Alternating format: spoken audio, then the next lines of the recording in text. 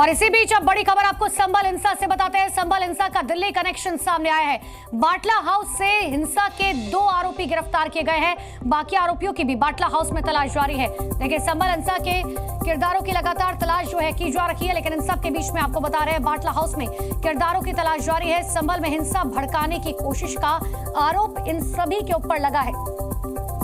तो ये बड़ी जानकारी, कल बाटला हाउस से 2 आरोपियों को गिरफ्तार किया गया था। 24 नवंबर को संभल में जो हिंसा हुई थी, उसके बाद लगातार पुलिस की तरफ से ताबड़तोड़ छापेमारी जगह जगह जारी है। लेकिन इन सब के बीच में ये दोनों शख्स बाटला हाउस पहुंच गए थे और बाटला हाउस में 1 महीने से छिपकर रह रहे थे। जब पुलिस को इसके बारे में जानकारी मिली, पुलिस, ये देखिए 2 तस्वीर आपको दिखा रहे हैं। बाटला में अब किरदारों की तलाश की जा रही है, क्योंकि हो सकता है कि कई ऐसे भी लोग हों जो वहां पर अभी भी मौजूद है, जो इस संभल हिंसा में लोगों को भड़काने का काम कर रहे थे या संभल हिंसा के वक्त वहां पर मौजूद थे। तो संभल हिंसा का बाटला कनेक्शन किस तरीके से सामने है, ये आपको बताते हैं। बाटला हाउस से 2 अपराधी जो है वो गिरफ्तार किए गए, जिनका नाम अदनान और रेहान है। अदनान और रेहान की गिरफ्तारी के बाद दरअसल ये लोग हिंसा के बाद वहां पर आकर छिप गए थे। 24 तारीख को हिंसा में ये दोनों शामिल थे। हालांकि इसकी जानकारी रिश्तेदारों को भी नहीं थी। हिंसा में शामिल होने की जानकारी किसी को नहीं दी गई थी और ये दोनों हिंसा में शामिल हुए और उसके बाद बहुत ही शातिराना तरीके से दिल्ली में आकर छिप गए।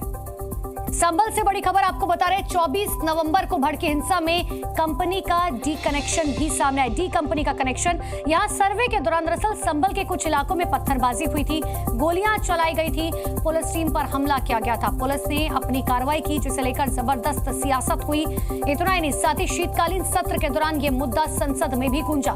लेकिन अब हिंसा में दाऊद कनेक्शन सामने आने से हड़कंप मच चुका है। ये तस्वीर आपको दिखा रहे हैं। दरअसल संभल दंगे में अंडरवर्ल्ड डॉन दाऊद इब्राहिम का नाम ऐसे ही नहीं आया। 24 नवंबर को इस हिंसा के बाद मौके से मेड इन पाकिस्तान कारतूस बरामद हुए, जिसके बाद एजेंसियों ने नए सिरे से पूरे मामले की जांच शुरू की। संभल से पाकिस्तान और अफगानिस्तान गए युवकों का रिकॉर्ड खंगाला जा रहा है। 2 तस्वीरें आपको दिखा रहे हैं। अब आप ये समझिए, ये हिंसा का डी कंपनी कनेक्शन किस तरीके से निकलकर सामने आया। 24 नवंबर को यह हिंसा हुई थी और दरअसल वाकई से जो खोखे बरामद किए गए थे वो जांच के एजेंसियों की तरफ से, उसमें वो मेड इन पाकिस्तान थे। अब संभल दंगे में हम क्यों कह रहे हैं डी कंपनी, समझिए। पुलिस के रडार पर अब तक 5 नाम है। शारिक साठा दाऊद गैंग के लिए दुबई में काम करता है। सईद अख्तर अफगानिस्तान में अलकायदा ज्वाइन करने का इसके ऊपर शक है। शर्जील अख्तर अफगानिस्तान में अलकायदा ज्वाइन करने का इस पर भी शक है। सनाउल हक जो अलकायदा इंडियन सब कॉन्टिनेंट का चीफ रहा है। उस्मान उर्फ हरकत उल मुजाहिदीन से ट्रेनिंग ली और पाकिस्तान इसका ठिकाना है। ये 5 लोग हैं जो अब जांच एजेंसियों की रडार पर है, जिनके लिए कहा जा रहा है कि ये संभल हिंसा में इनकी तरफ से कोई मदद की गई है या कुछ किया गया है। अब ये समझिए कि किस तरीके से जांच एजेंसियां डीपली इस बात की जांच पड़ताल कर रही है, क्योंकि जब खोखे बरामद किए गए और उनमें पता चला कि ये खोखे इंडिया के नहीं है, ये खोखे बाहर के हैं, यानी कि मेड इन पाकिस्तान के हैं, जिसके बाद अब जांच एजेंसियों की तरफ से जांच पड़ताल की जा रही है।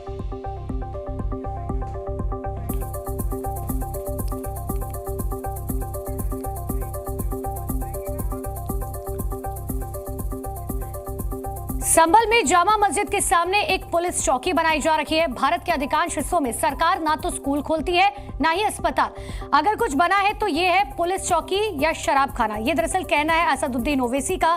सरकार के पास किसी और चीज के लिए पैसा नहीं है। डेटा से ही पता चलता है कि मुस्लिम क्षेत्रों में सबसे कम सरकारी सुविधाएं प्रदान की जाती हैं।